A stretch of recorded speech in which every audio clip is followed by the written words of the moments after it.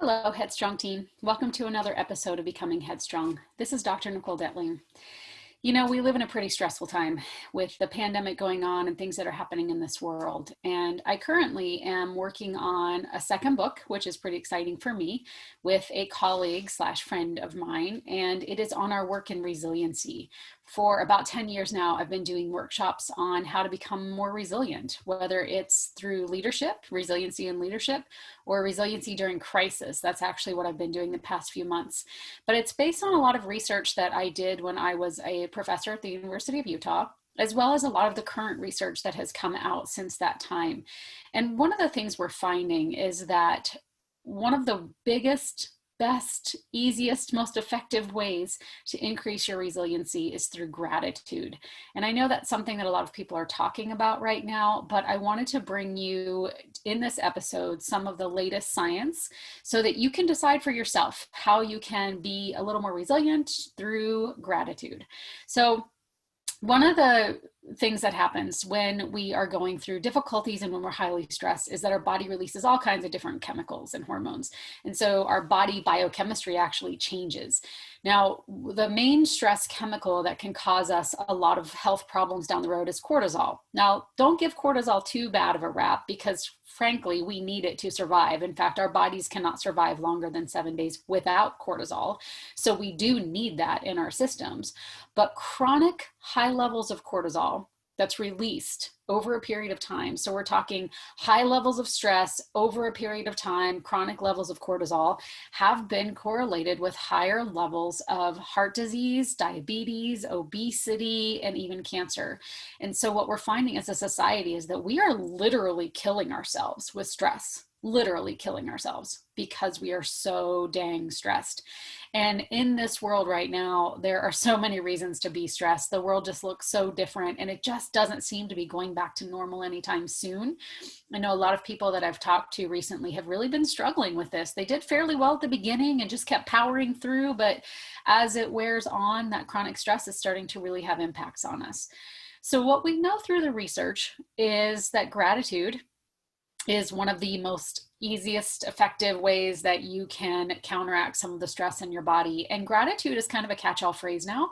It can also, gratitude is not just saying thank you, which is absolutely a part of gratitude, and thinking about things that you are grateful for, that you have in your life, thinking about your blessings, thinking about the things that make you happy. But another form of gratitude is also kindness and just being kind to other people, being kind to strangers, to friends, just really working on the idea of kindness is another way of expressing gratitude and results in very similar psychological, physiological health benefits.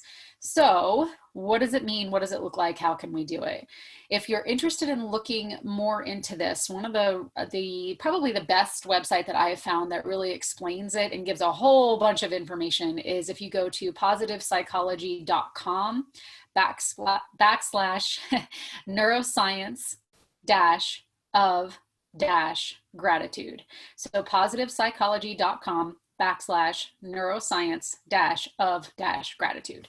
So a few things to keep in mind. So just, I'll give you some tips here and there. One of the things that happens is when we experience gratitude, whether that's just saying thank you for something or it's showing kindness in some way, shape, or form, we release in our body two main neurotransmitters that are called serotonin and dopamine. And what happens when we release these neurotransmitters into our bodies, into our systems, is we automatically start feeling happier. As a result of that, what also happens physiologically is those neurotransmitters actually fight against and break up some of that chronic cortisol in your body. So not only are you feeling better mentally, but you're feeling better physically because you are reducing that chronic cortisol load that your body is working on handling. All through taking 10 seconds, 20 seconds, 2 minutes, 10 minutes, and experiencing some time in gratitude. And we can experience these chemical shifts all day long when we do exhibit some form of gratitude. So what some of the other research has shown that gratitude actually reduces anxiety. It reduces stress levels like we just talked about. It reduces the incidence of depression.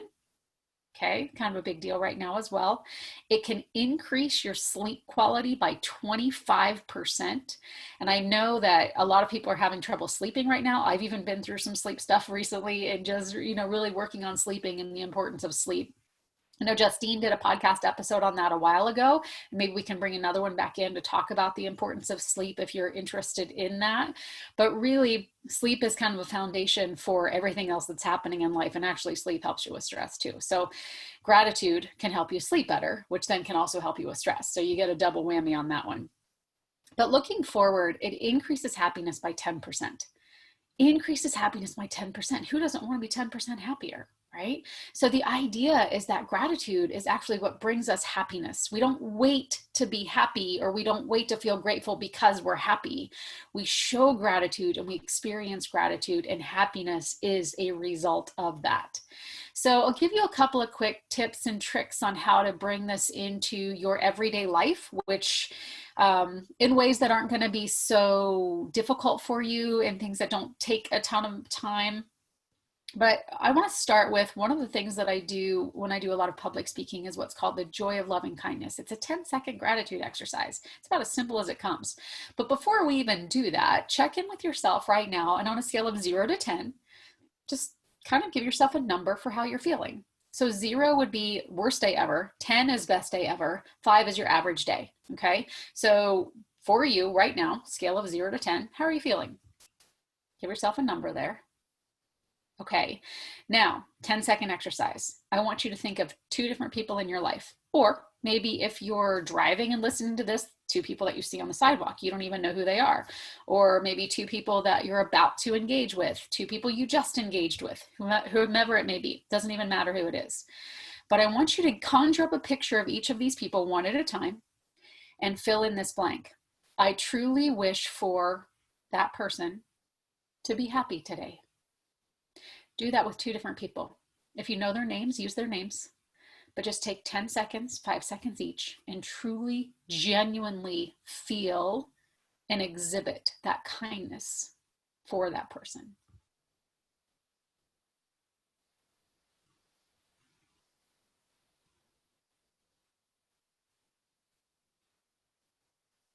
Okay, there's your 10 seconds. So now on that same scale, 0 to 10, how are you feeling? When I do that exercise in public with public speaking, everybody's numbers always go up. Just to experience 10 seconds of really, truly wishing for someone else's happiness brings us joy and happiness as well.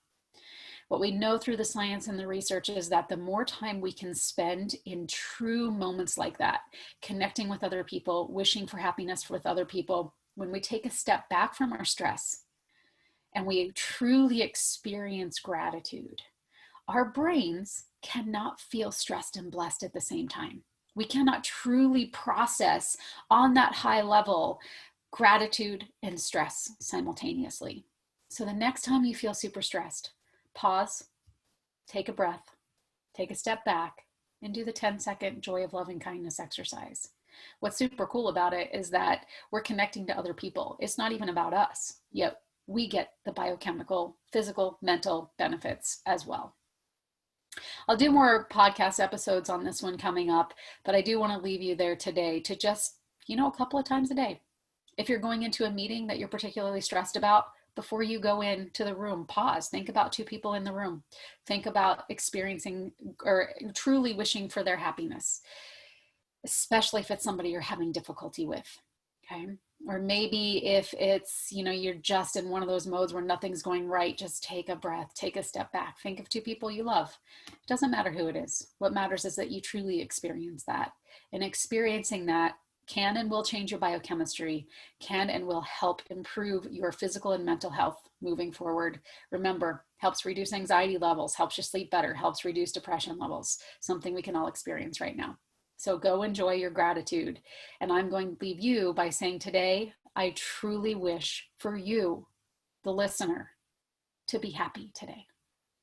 Thanks so much for being here. Thanks for being part of our podcast, or listening to our episodes. You can check us out at headstrongconsulting.com. Follow us on Facebook, Instagram, and Twitter.